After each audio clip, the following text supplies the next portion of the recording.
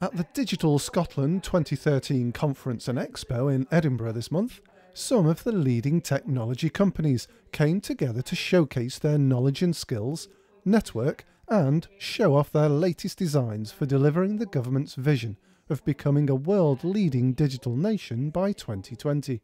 You join us here at what is a really exciting moment on Scotland's journey to becoming a world-class digital nation. 12 months ago, I know that my colleague Alec Neil addressed this very conference, and he did that at a time of great optimism about what we might achieve here in Scotland.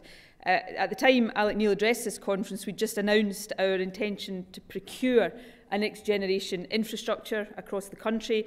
We had set out our digital strategy, and we were beginning to fill some key posts in our newly created Digital Directorate. So there was a great deal of enthusiasm at that time for what we might achieve in Scotland. But Alec was clear back then, as I am equally clear today, that we should be judged not just on our intentions, but more importantly, on our achievements. The Scottish Government's ambition for the country to be a world-leading digital nation by 2020 has reached 2 milestones already this year. The contract being awarded for the Highlands and Islands broadband project and the launch of Scotland's digital dialogue could be seen as proof of a flourishing technological landscape in Scotland. I don't know if there's enough yet to judge from an achievements point of view. I think there are some plans in place and there are some contracts that have been let to put in some fibre. But for me, if we're talking about a digitally connected Scotland, we've still got quite a long way to go. The MSP went on to describe the government's vision of anything, anytime, anywhere, but also said that infrastructure on its own was not enough, and talked of the need to engage with communities and for them to become digital literate in order to make the best use of the new investments. I think the challenge now is to get the momentum going, to get the projects running and get the communities involved in the projects. We can see a clear ambition to reach this target before 2020, and that is definitely a hard and difficult ambition, but also very promising. So I think we need to gather more people and more engagement out on a local basis. The event held many debates and presentations on the hottest topics. The digital debate looked at how small or large businesses could gain the knowledge required to make informed decisions on technology designed to help them communicate and do business better. Dr. Mike Short of Telefonica Europe wanted to see secondary school education making better use of online services.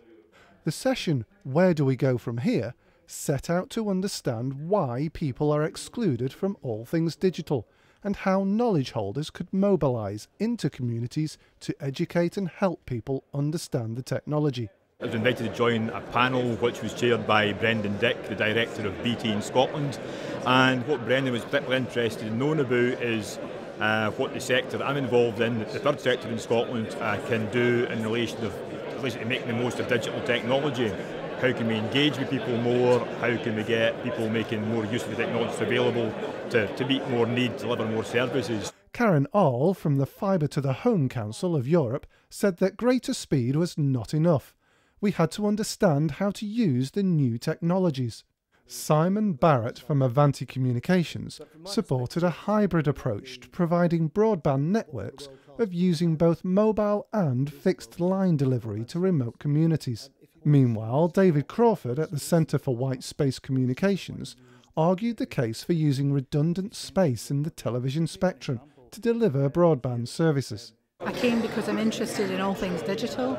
I wanted to hear more about infrastructure. I wanted to hear about the potential was in Scotland because I'm going to be looking at delivering digital services in the city, and it's been very useful for that. I've also made good contacts outside in the hall, some really good information that I found out. So for me, it's been very, very useful. Coming here and hearing the great presentations, you get a perspective of what people are looking for 5 years, 10 years, and even sooner. So yeah, it's really an insight, an information gathering for me to take that back and work on the industry side of realisation.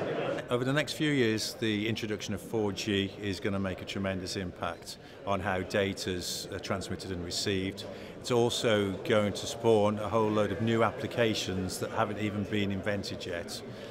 It could well be the birth of a new form of video journalism at a very local level, and I think it will empower a whole new generation of individuals to be able to broadcast information and receive information in a revolutionary way. Groups discussed options for investing limited funding in digital infrastructure and the future-proofing of those investments through cost analysis and stakeholder engagement.